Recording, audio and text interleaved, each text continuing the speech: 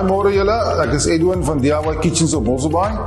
Vandag wil ek julle bekendstel aan hierdie nuwe fantastiese battery houer of klip en die tool houer of klip. Dis 'n 20 volt battery houer.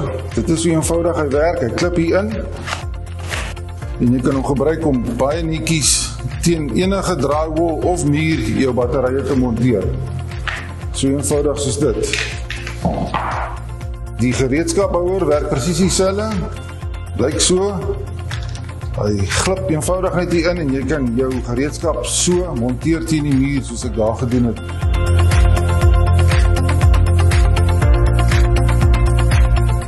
Julle hierdie tool clips en holders vir die batterye en gereedskap is nie net beperk tot die gereedskap van Inco nie, maar jy kan basies enige iets teen 'n muur monteer.